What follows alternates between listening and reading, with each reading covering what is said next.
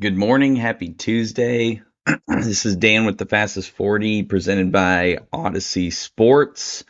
Week 7 has come and gone, and our Kansas City Chiefs are still undefeated at 6-0.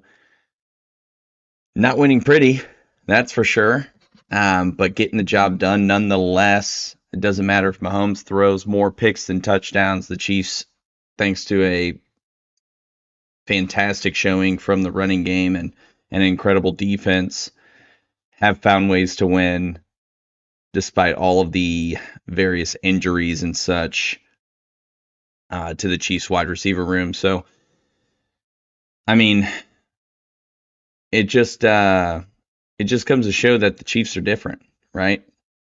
Both teams came into this game, the Niners and the Chiefs, with a laundry list of players that were with the team in training camp and should have been playing in this game, when it comes down to it. But fortune did not favor those players, and unfortunately, they were not a part of the game. But the Chiefs found a way to win, and the Niners did not, despite all of that. Not great play from either quarterback. We'll talk about that here in a minute, but let's really just kick this thing off from the injury perspective, because I think that's been the theme, not just for this game, but for the NFL as a whole this week. I mean, you saw Deshaun Watson pop his Achilles.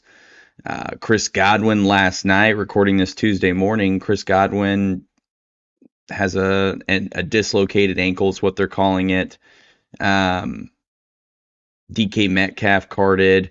I mean, all kinds of Jaden Daniels, all kinds of players who have been very impactful up to this point in the season across the NFL, finding their way on the injury list. And in this game, we saw Juju Smith-Schuster exit with the hamstring that had been bothering him all week long.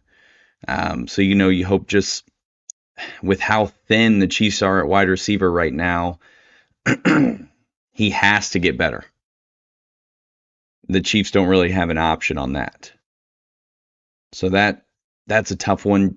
Jalen Watson, QB or quarterback 2, he suffered a broken ankle, unfortunately, and the kid was having a fantastic year. So it's tough to see number 35 get injured in that game. And then Brandon Ayuk on the Niners side blows his knee out. MCL, ACL, unfortunately, will be out for the remainder of the season. But on top of that, George Kittle left the game hampered.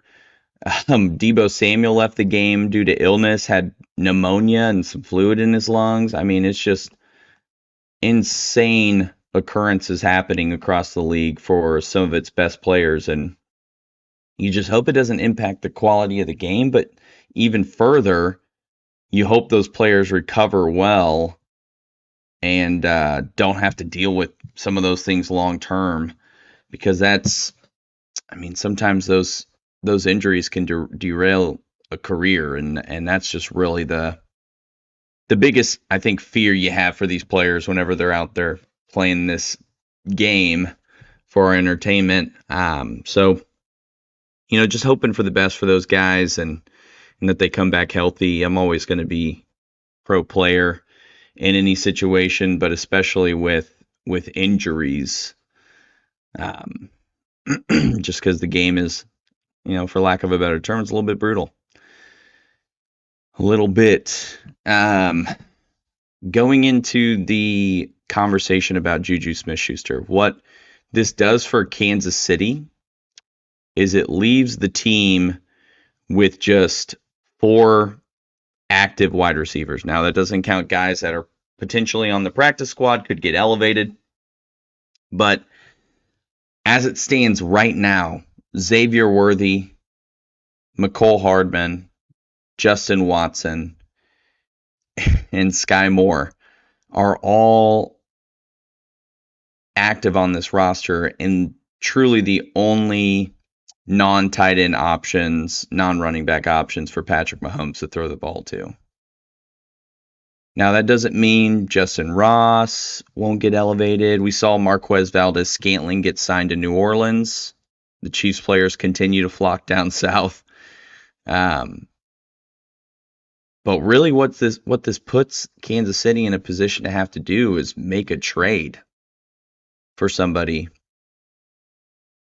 because you really don't have any other option. I mean, we've seen what the Chiefs can do patchworking a wide receiver room, and they've even brought some of those guys from previous years back this year already. And the injuries just keep mounting up. Mark our Marquise Brown likely won't be back until after the holidays. You've got Rice, who's done for the year, and now Juju, who knows what's going to go on with him. The Chiefs have to make a move. Adam Schefter actually spoke on it, and in his appearance, I believe it was on the Pat McAfee show, he said you could expect the Chiefs to source the trade market, but if a trade were to occur, don't expect it to be a big splash move. And what that tells me is it rules out some of those big time names that might be on rookie deals or contract years. And it kind of relegates it to guys who could be familiar with the scheme specifically. So Demarcus Robinson keeps getting thrown around, who's on the Rams right now. Darius Slayton's name has been tossed around a little bit over on the Giants. And it's really just about how likely are these other general managers to deal with Kansas City, knowing they're a two-time defending Super Bowl champion who are looking to three-peat? And the other part is how much is it going to cost you from a draft capital perspective to potentially mortgage the future for this year? And what is that going to look like from a salary cap perspective? So these types of moves maybe weren't in the plans, especially when you have, I don't know, 20 to 30 million dollars in cap sitting in the wide receiver room that is on the injured reserve. So when it comes to the actual trade options, and maybe you sign somebody, off the street too.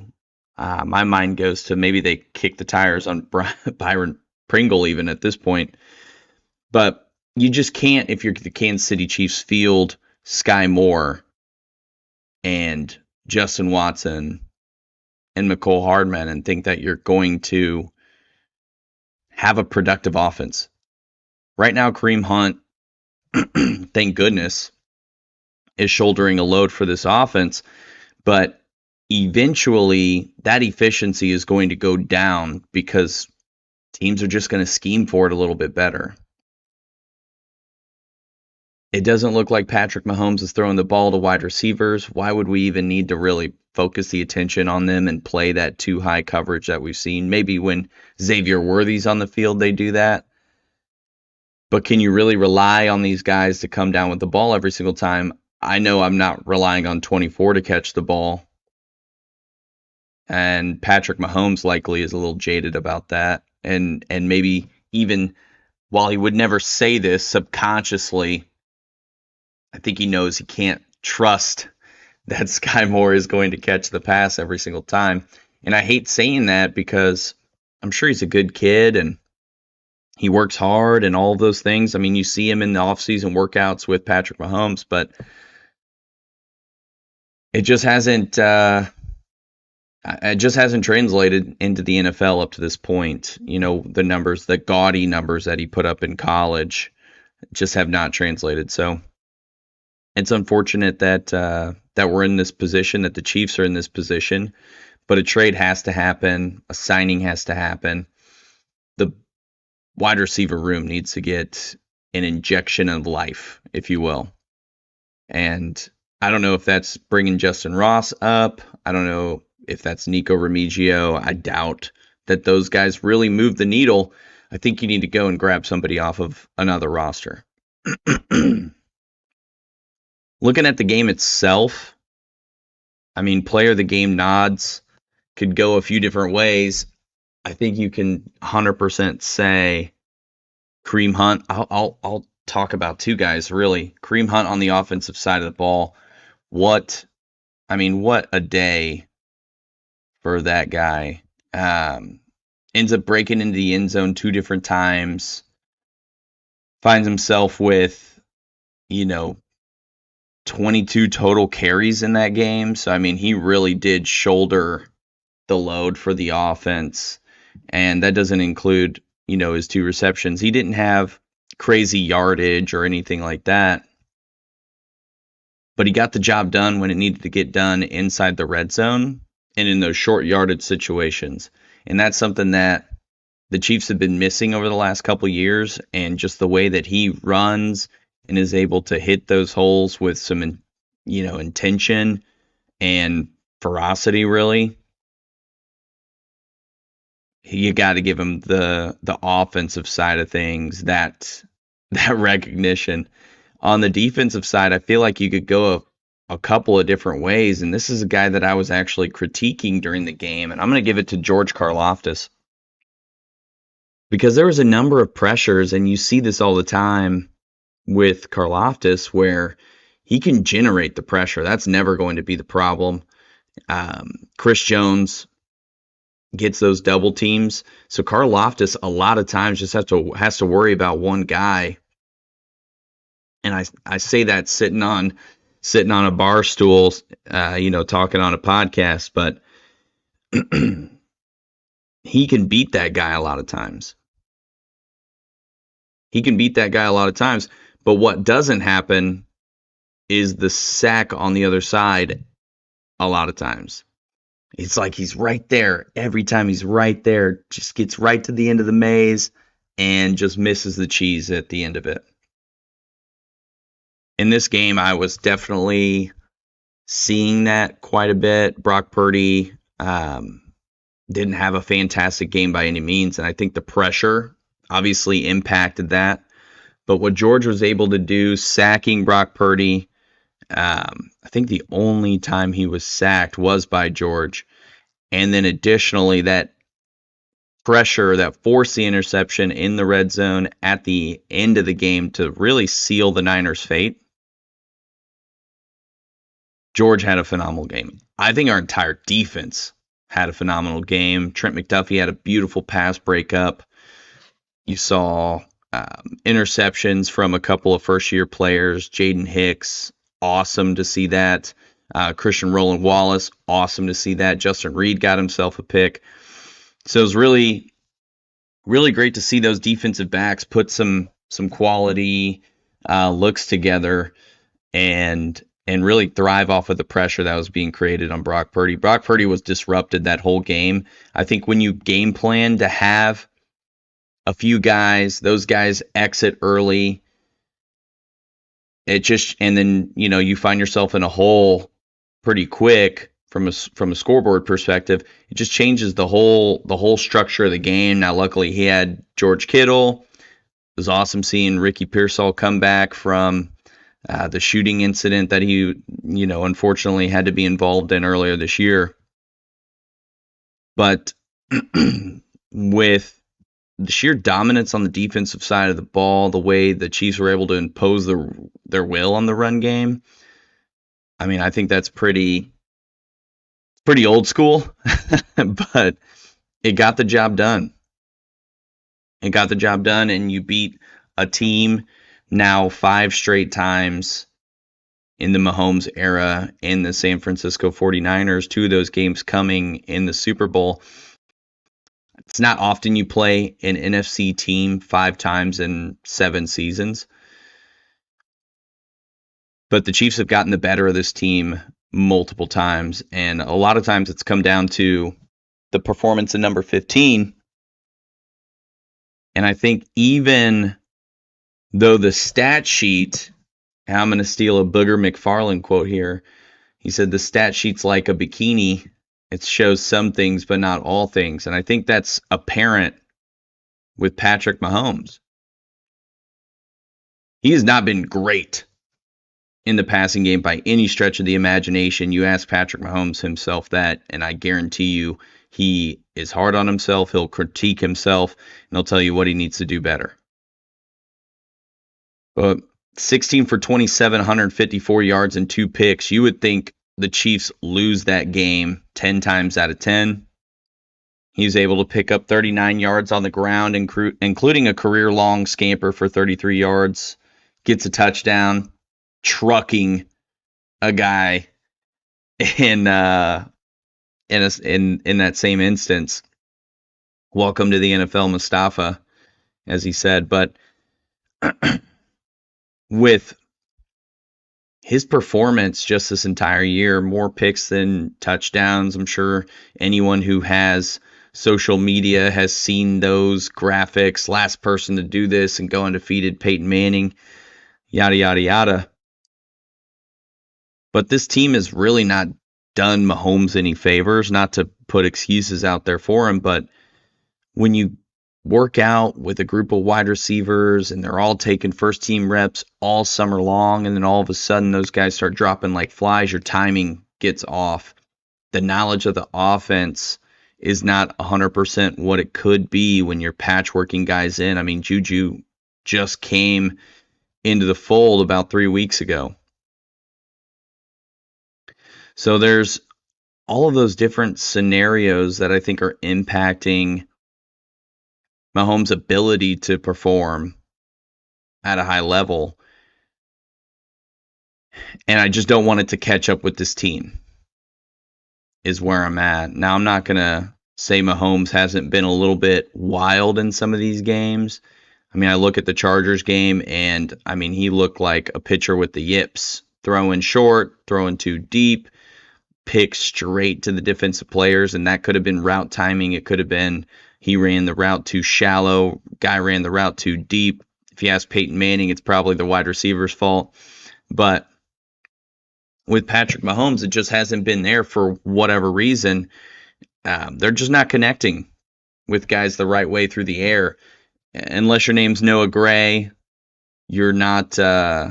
You're likely not doing a ton the last couple of weeks. So it's just been weird as a Chiefs fan who has seen Patrick Mahomes play at such a high level up until about really last season when they started having to patchwork this wide receiver group.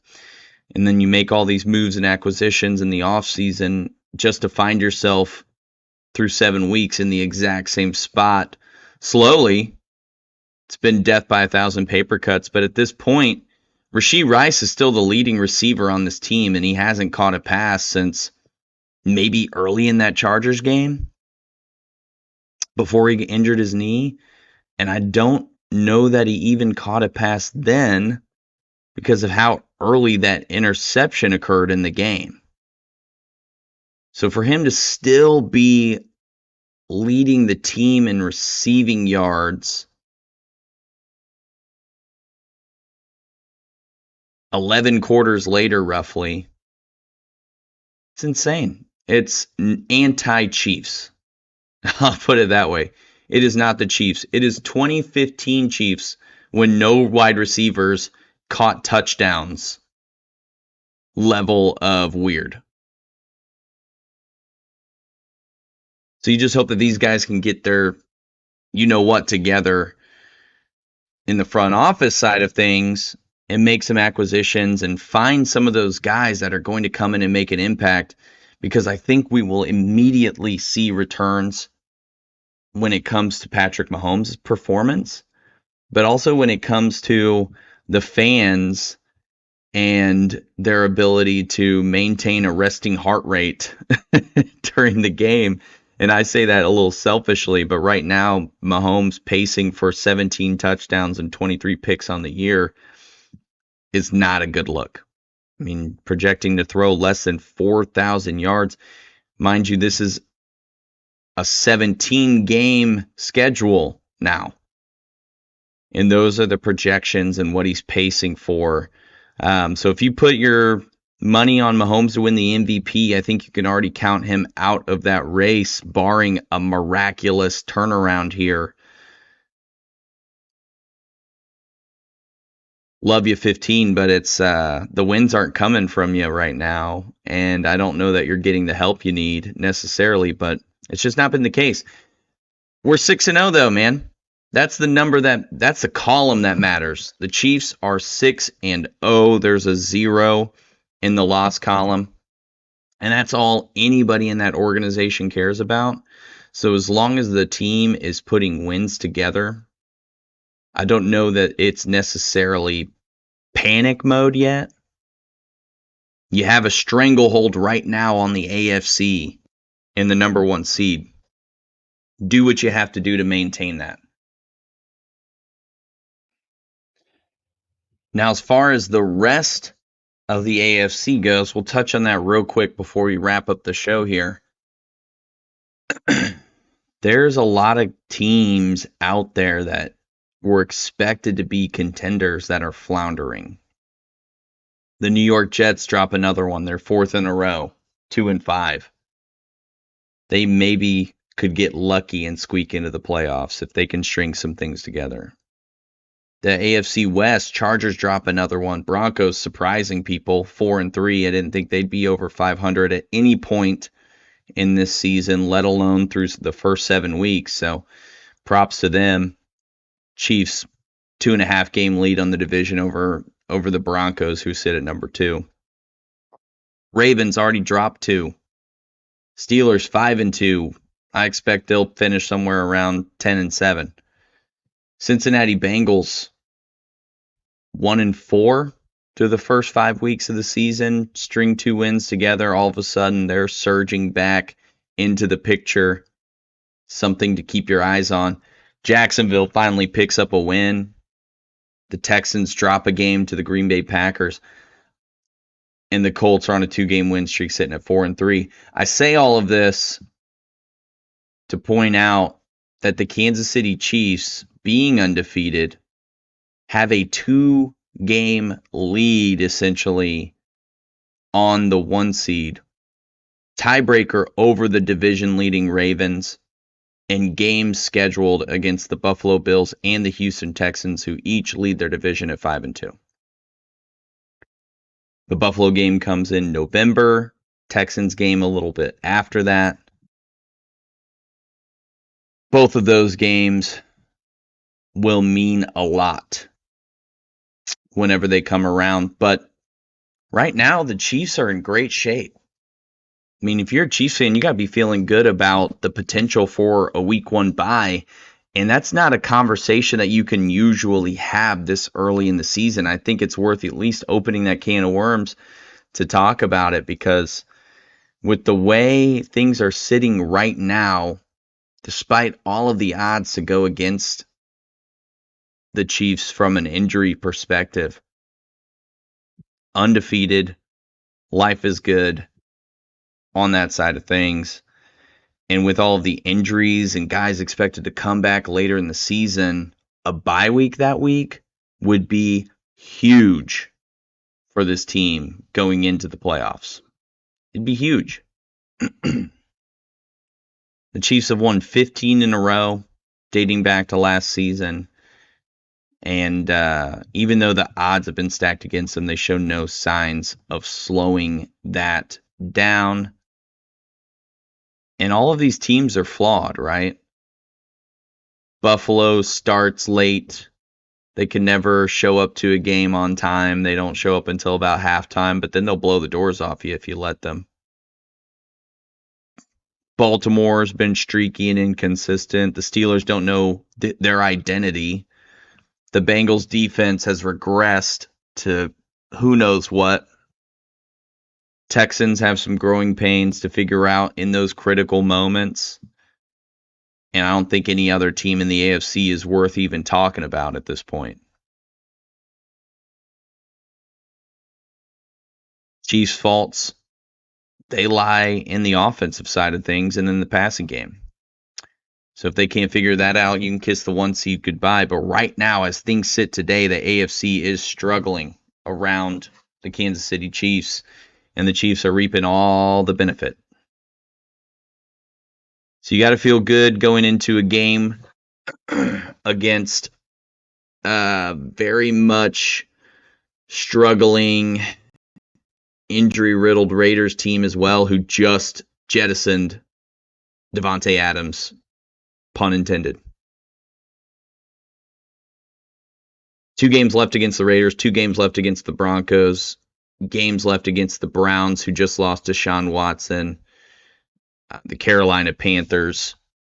Very, very, very winnable schedule moving down the stretch here, which really, the Buccaneers, they just had a tough showing last night, lost 2 key players. That game's on the horizon. Then you have Pittsburgh later in the year, Houston just before Christmas. I mean, you really look at this schedule, and I think you can only pencil in 3 more critical games. I won't count the Buccaneers because it's an NFC game, but in terms of that AFC race, Pittsburgh, Houston, Buffalo, that's really your only worry. Now our Chiefs just have to make sure that they focus on each week individually. Don't look ahead to those situations. Get through the Raiders and then focus on the Buccaneers. Finish off the Buccaneers, and then it's the Broncos. So don't look ahead to Buffalo and on November 17th as we sit here October 22nd, because that doesn't matter right now. I think Chiefs fans, you can look ahead, but these players, I hope they just stay focused and keep their head down, and these guys are pros, and I trust that they will do that. So I'm going to wrap the show. Appreciate everybody for listening. Feels good to be a Chiefs fan, man. It's Tuesday when you'll be hearing this, so make sure you just kind of follow along with what the Chiefs are going to do. I think moves could very well be coming. I mean, if it's going to happen this week, it has to happen today or tomorrow.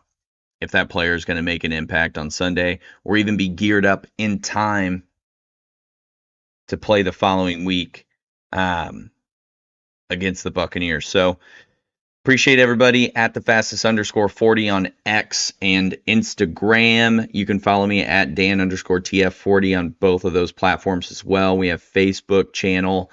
Any of the video is showing up on the Odyssey Sports page on YouTube, so you can check out the stream live there. Otherwise, Spotify, Apple Podcasts, and the free Odyssey Sports app are all great spots to check out the show. So from myself, Trey, and Bryce, appreciate everybody for listening.